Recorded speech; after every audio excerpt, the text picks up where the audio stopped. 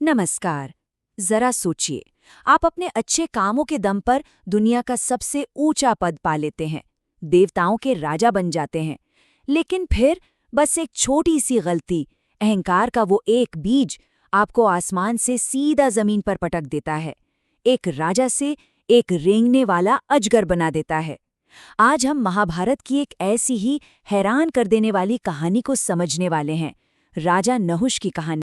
चलिए इस बातचीत की शुरुआत एक बहुत गहरे सवाल से करते हैं जो आज भी उतना ही सच है कि आखिर ऐसा क्यों होता है कि जब किसी को शक्ति या पद मिलता है तो उसका विवेक, उसकी विनम्रता अक्सर कहीं खो जाती है। चाहे इतिहास उठाकर देख लें या आज का कॉर्पोरेट वर्ल्ड, ये सवाल हमेशा हमारे सामने आता है और नहुष की कहानी ना इसी सवाल का एक बहुत पावरफुल जवाब देती है। इस पूरी कहानी को अच्छी तरह समझने के लिए हम इन 6 पड़ावों से गुजरेंगे। सबसे पहले हम जानेंगे कि नहुष एक महान राजा था कैसे, फिर देखेंगे कि इंद्र का पद मिलते ही उसमें अहंकार कैसे आया। हम उसके बाद सप्तऋषियों के अपमान, राजा से अजगर बनने के श्राप और फिर आखिर में ज्ञान से मिली मुक्ति और इस कहानी के असली संदेश को भी समझेंगे। तो चलिए कहानी शुरू करते हैं। देखिए, सबसे पहले ये जानना बहुत जरूरी है कि नहुष कोई विलन नहीं था। वो तो चंद्रवंश का एक बहुत ही प्रतापी और धर्म का पालन करने वाला राजा था, जिसकी हर कोई इज्जत करता था।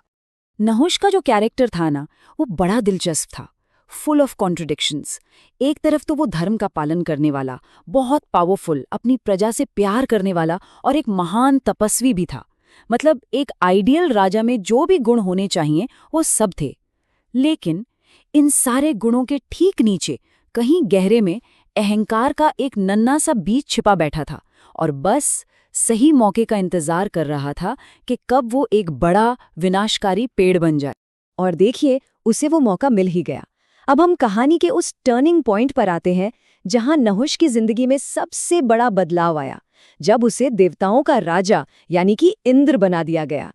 तो ये सब हुआ कैसे?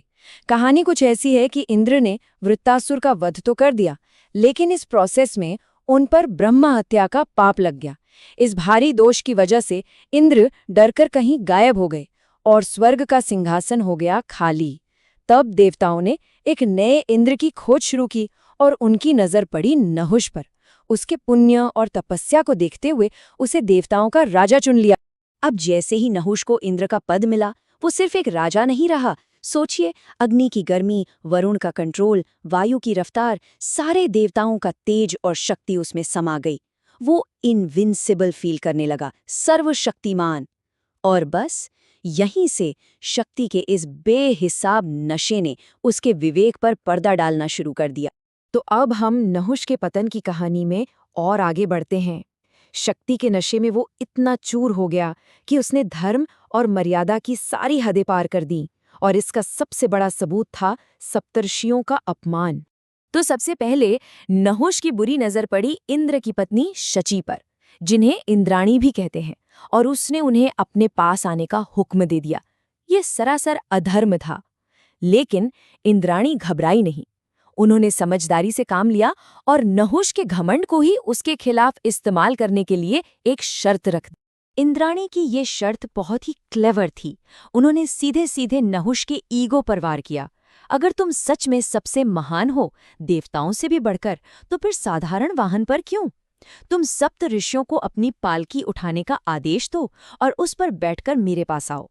इंद्राणी ने एक जाल बिछाया था और ये नहुष के विवेक का आखिरी इम्तिहान था। और नहुष इस इम्तिहान में पूरी तरह फेल हुआ। अब हम कहानी के उस क्लाइमैक्स पर पहुंचते हैं जहां अहंकार का असली नतीजा सामने आता है। नहुष का पतन, एक राजा से एक विशाल अजगर बनने की दुखद यात्रा। अहंकार में पूरी तरह से अंधा हो चुका नहुष इंद्राणी की शर्त मान गया। जरा ये सीन इमेजिन करके देखिए। ज्ञान और धर्म के प्रतीक महान सप्तऋषि एक घमंडी राजा की पालकी उठा रहे थे। ये धर्म का सबसे बड़ा अपमान था।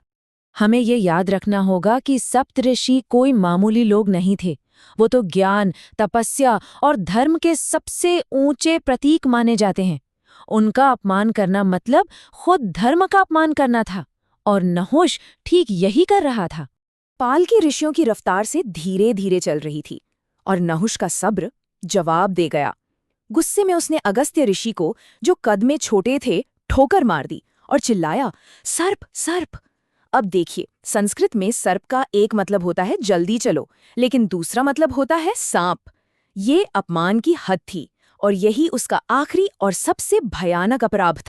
उसी पल अगस्त्य ऋषि क्रोध से भर गए और उन्होंने श्राप दे दिया, अरे अहंकारी नहुष, तूने हमें सर्प कहा, तो जा, तू खुद हजारों सालों तक सर्प यानी अजगर बनकर धरती पर पड़ा रहेगा।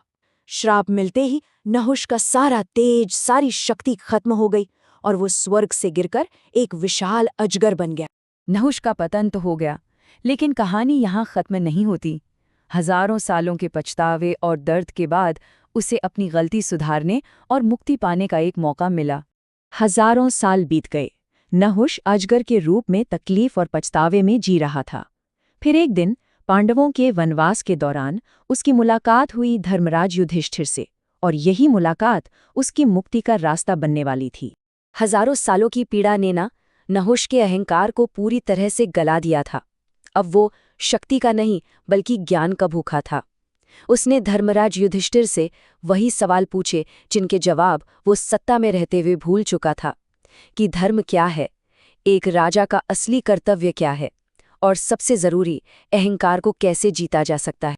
धर्मराज युधिष्ठिर ने अपने ज्ञान और विवेक से नहुष के हर सवाल का जवाब दिया।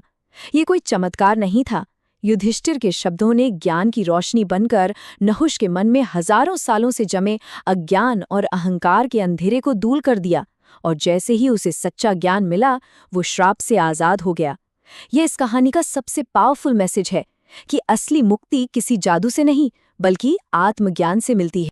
चलिए अब इस पूरी कहानी के आखिरी और सबसे जरूरी हिस्से पर आते हैं। आखिर नहुष की ये कहानी हमें सिखाती क्या है? इससे मिलने वाला फाइनल मैसेज क्या है? तो इस पूरी कहानी से हम अपनी जिंदगी के लिए 4 सबसे बड़ी सीख ले सकते हैं। पहली, हमारा सबसे बड़ा दुश्मन बाहर नहीं, हमारे अंदर बैठा अहंकार है। दूसरी, पद और शक्ति ये सब टेम्पररी हैं, किराए के घर की तरह।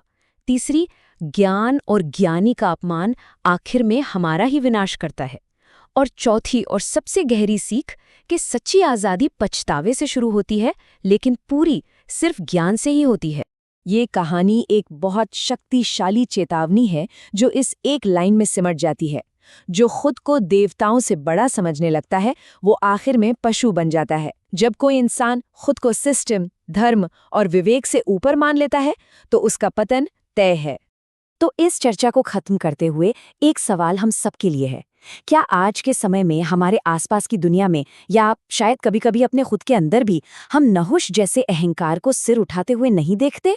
ये सोचने वाली बात है ना? खैर, अगर ये जानकारी आपको यूजफुल लगी हो तो target with Amit YouTube channel को सब्सक्राइब जरूर करें। और हाँ, ऐसी ही आसान और डिटेल्ड चर्चा के लिए बेल आइकन दबाना बिल्कुल न भूलें।